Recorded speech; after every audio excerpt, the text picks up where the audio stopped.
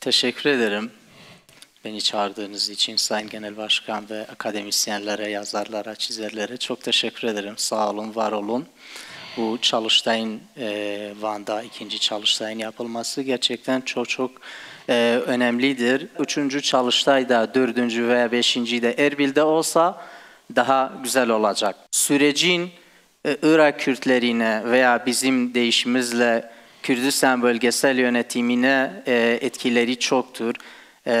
Etkilere başlamadan önce gelişmeleri bahsedersek, Türkiye'deki gelişmeler değil, Irak Kürdistan bölgesel yönetimindeki 4 önemli gelişme yaşandı bir yılı aşan süre boyunca. Birincisi, Kandil kapıların açılması yoksa girişlerinin açılması gerçekten önemlidir. Özellikle yaklaşık 500 köyün boşaltılmasından sonra şimdi tekrar yavaş yavaş bu köy sakinlerinin yerlerine dönmesi çok önemlidir. Türk hava sahasının Süleymaniye Havaalanı uçuşlarına açılması onu da çok önemlidir. Bu gelişmelere dayanarak sürecin olumlu yöne devam ettiğini söyleyebiliriz. Barış sürecinin Kürdistan bölgesine etkileri 3 başlık altında, 4 başlık altında sayabiliriz. Siyasal ve toplumsal etkileri, güvenlik etkileri ve ekonomik etkileri. Siyasal etkilerden bahsetmek edersek çok önemli nokta odur.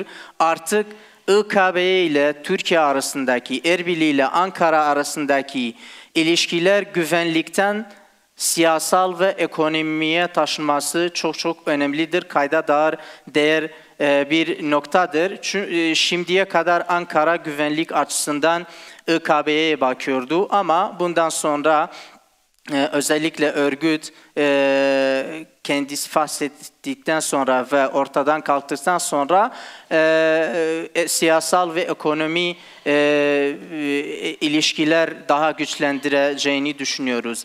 Aynı zamanda İKB'de sol çizgisinde siyaset yapan siyasi partiler hem örgütün yandaş partileri hem de Kürdistan bölgesinin sol çizgisinde siyaset yapan siyasi partiler, dergiler, hatta basınlar hepsi bunlar hem ideolojik açısından hem güç açısından Kandil'e dayanıyordu. Artık bu dayanağı kalmıyor bunların.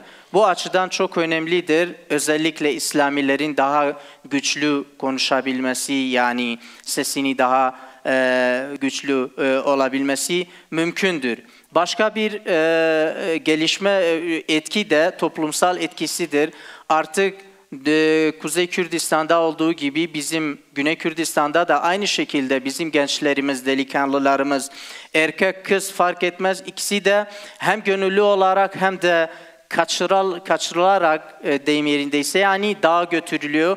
Artık bunu da olmuyor. Bunun en büyük yani hem toplumsal hem de psikolojik bozulmalara özellikle ailelerine, annelerine sebep olacaktı ama artık bu durumda kalmıyor. Başka bir siyasi etki Bağdat, Tehran ve Süleymaniye diyebiliriz. KDP ile Erbil'le arasındaki rekabete bunu KDP kazanacağı ve KDP lehine olacağı bu barış süreci düşünüyoruz. Çünkü biliyorsunuz yani sonuçta Erbil, KDP daha Türkiye taraftarı, daha ABD taraftarı, bu Avrupa, NATO taraftarı. Karşı taraftaki Süleymaniye yönetimi ve Bağdat ve Tahran karşı tarafta duruyor. Bunlar da etkileri azalacağını düşünülmektedir.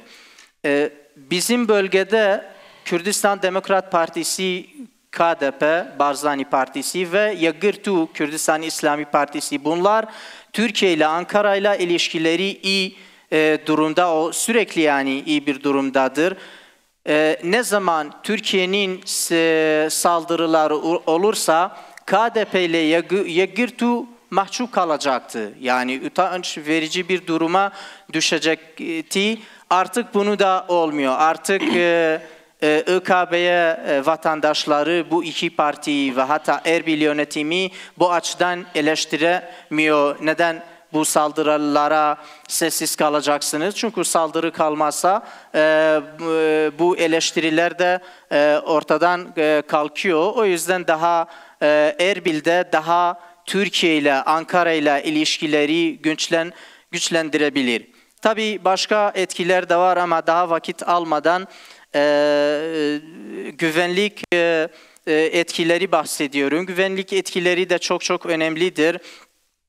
Özellikle Kürtler arasında çatışmanın sona ermesi. Maalesef 91'den sonra hem KDP ile hem KYB'nin PKK'ya karşı çatışmaları yaşandı, acı verici çatışmalar yaşandı. Onlar sona erdi ama ara sıra KDP peşmergeleriyle PKK silahçıları ve gerillaları arasında çatışmalar meydana geliyordu ve ölüm hem peşmergenin hem gerillanın yani ölümüne sebep oluyordu. Bunu artık bir yılı aşkın yani bunu da duymuyoruz, görmüyoruz. Bunu da güzel bir sonuçtur. Aynı zamanda SİHA'nın Kürdistan bölgesine saldırıları da ortadan kalkıyor. Yani bir şey artık hem Kürdistan bölgesi yani vatandaşları özellikle Kandil'e yakın şehirleri mesela Raniye, Soran, Duhok, Ahmedi, Kalazze bu bölgelerde yaşayan insanlar artık rahatça yaşayabilir, güvensizlik diye bir şey kalmıyor. Ekonomik yansımaları da önemlidir. Bizim bölge Kandil Dağları biliyorsunuz çok güzel bir bölgedir. Özellikle Irak'ın orta ve güney sakinleri için yani yaz mevsiminde hatta kışında Bağdat'tan, Basra'dan, Musul'dan, Irak'ın farklı bölgelerinde yüzlerce ziyaretçi, turist bizim bölgeye akın ediyor. Hevraman dağlarına geliyor, Ravanduz'a geliyor, Sersinge, Duhok'un bazı yerlerine geliyor ama Kandil Dağları, Kandil Yaylaları maalesef kapalıdır. Bunu barış süreci başarıyla sona ererse eminiz ki bunu da yayla ve turist alanı olarak açılacak. İş fırsatı yani bulunacak hem ÖKB'ye vatandaşları için hem de dışarıdan gelen çalışanlar için. Başka bir mesele de kalkınma yolu projesidir. Basra'dan gelen Türkiye sınırlarına kadar şimdiye kadar hem Bağdat tarafından hem Ankara tarafından güvenli olmadığı sebebiyle bu yolun, kalkınma yolunun Musul batısından geçmesini istiyorlar. Bunu da ÖKB topraklarından geçmiyor anlamına geliyor. Ama bu istikrarsızlık, bu güvenlik tehdidi olmazsa otomatik bu yol, kalkınma yolu projesi Musul doğusundan Duhok yakınlarına gelip ya Habur sınır kapısından geçebilir ya da oraya yakın yeni kapı açılabilir. Aynı zamanda yeni sınır kapıların açılması da söz konusudur. Zaten bu güvensizliğin artması sebebiyle yavaş yavaş yeni kapılar açıldı. Serzeri açıldı. 2023'te çok dağınık bir bölgede Soran ilçesiyle Erbil'e bağlı Soran ilçesiyle Hakkari'yi bağlayan Z sınır kapısı açıldı. Türkiye tarafından Derecik deniliyor. Bu kapı güvenlikten dolayı yani güvenliği sağlandıktan sonra bu kapı açılabildi.